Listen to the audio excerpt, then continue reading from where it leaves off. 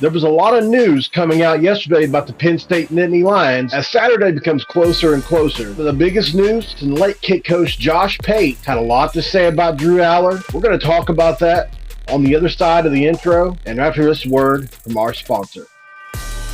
This episode is brought to you by Dutch Miller Automotive, where friends and family pricing means you get the best deal right up front on any new or pre-loved vehicle in stock every time.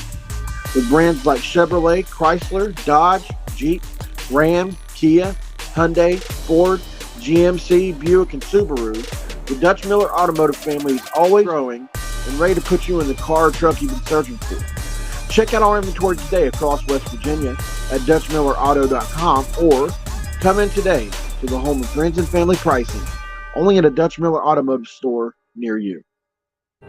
This is for Cameron.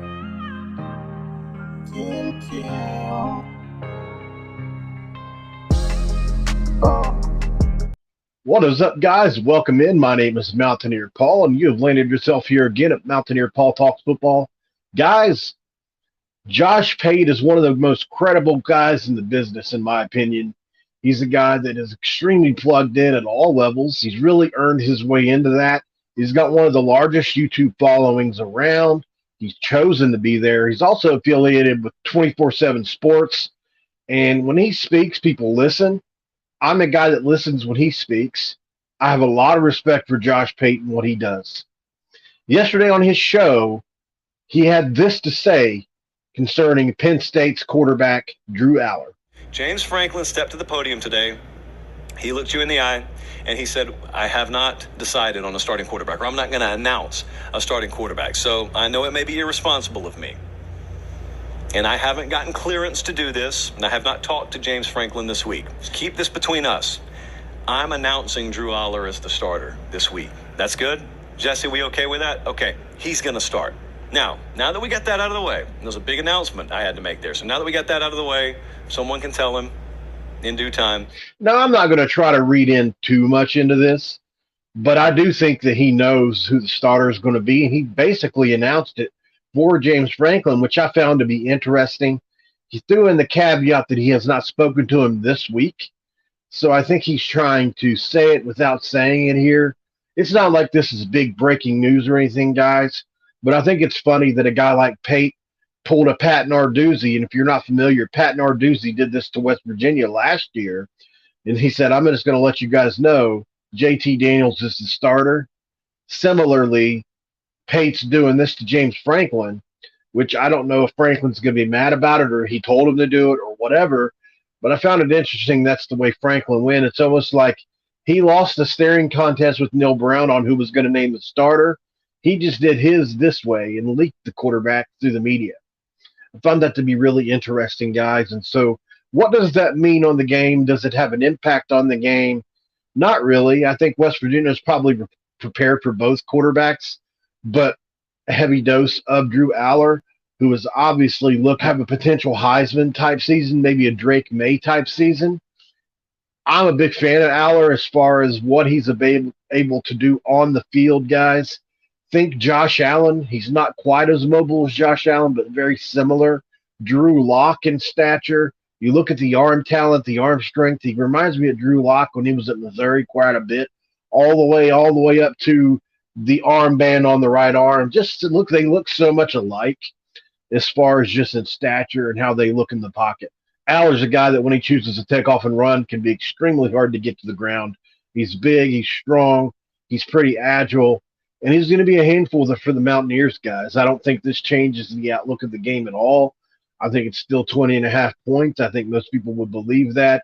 There is one thing that is going to affect the outcome of the game, guys. And yesterday, Penn State had more news than just what Josh Pate announced with Drew Aller.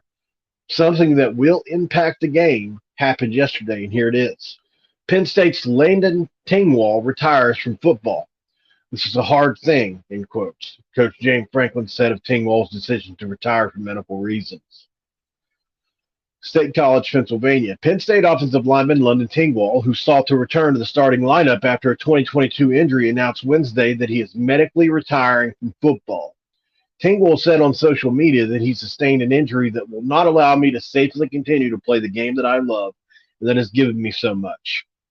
After practice Wednesday, Penn State coach James Franklin began his media availability with a statement about Tengwall.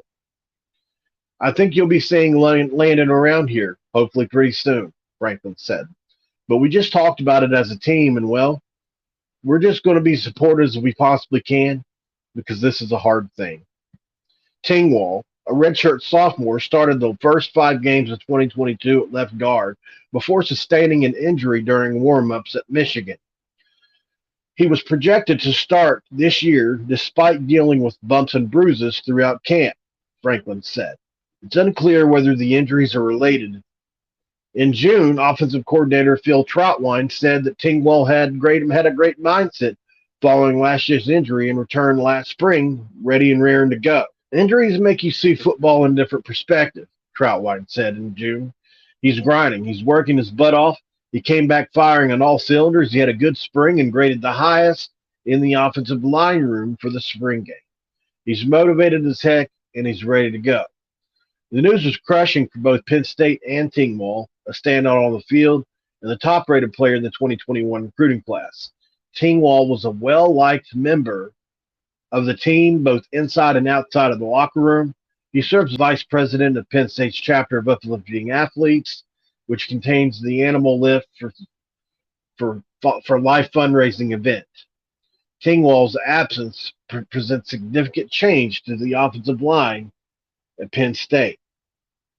Without Tengwall, Penn State will turn to J.B. Nelson and Vega Ione. I'm not really sure how to say that, guys. Hope I didn't butcher it too bad. At left guard. Nelson, a transfer from Lackawanna College, played sparingly in 4 games last season, but is the favorite to slot in as a starter. Franklin praised Nelson last week for his development through spring and summer. Staff anticipated before the season that Nelson could start or see starter-type reps. First of all, I would like to give my condolences to Landan Tengwall, and I'm sure it's really tough to have ended things this way. I'm sure this is not the way he wanted things to end. I hate that had happened. Hopefully he's able to still get his degree and do something with that thing. I'm sure that he will, and I'm sure that maybe he'll get into coaching or something like that. Seems like he was talented enough to play in the league.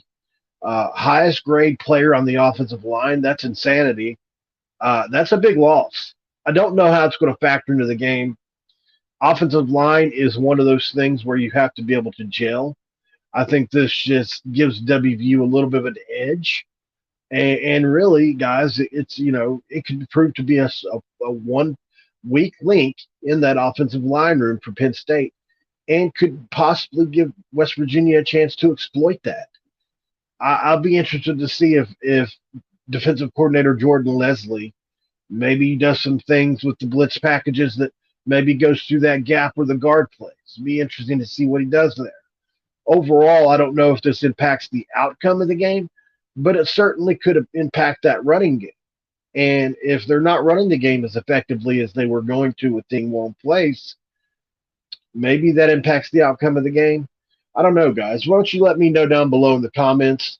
Don't forget to like the video, guys. We'd really appreciate that. Drop a comment below. Let me know what you think about Drew Aller being named through the media, kind of sneakily, through Josh Pate as the starter. Also, Tengwall and the injury and his retirement, guys. Let me know how you feel about that as well. Sorry to see him go. And don't forget, last but not least, if you're not a subscriber to Mountaineer Paul Talks Football, what are you doing? It's free. We're continuing to grow, even though I'm still displaced and I have my little mini flag in the background of West Virginia. Hopefully that gets a little bit better and my scenery looks a little bit better going forward. But until then, this is what we got to work with. It's better than nothing. I certainly appreciate all your all support. You guys mean the world to me, man. Whether you're Penn State fans, West Virginia fans, or anybody else, I just appreciate the heck out of you guys and everything you've done for me. Cannot thank you enough. And I mean that from the bottom of my heart. Want to give credit to where it's due, guys. That was Sports Illustrated on the Tengwall article there. Forgot to say that. Also, 24/7 Sports, Josh Pate Late Kick Show. I'll have to put a link.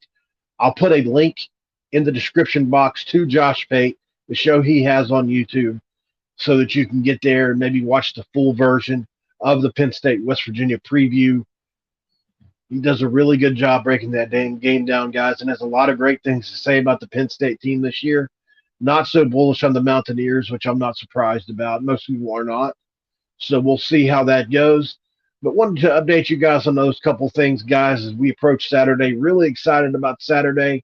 Starting to feel a little bit better about the Mountaineers' chances, guys. We'll see how it goes. I'll be screaming my head off, just like I know a lot of you guys will. We're almost there. But tonight, we've got Florida and Utah for an appetizer. Looking forward to that one. I will be plugged in for that. This has been another edition of Mountaineer Paul Talks Football, guys. This episode is over. I'm out. This is for Cameron.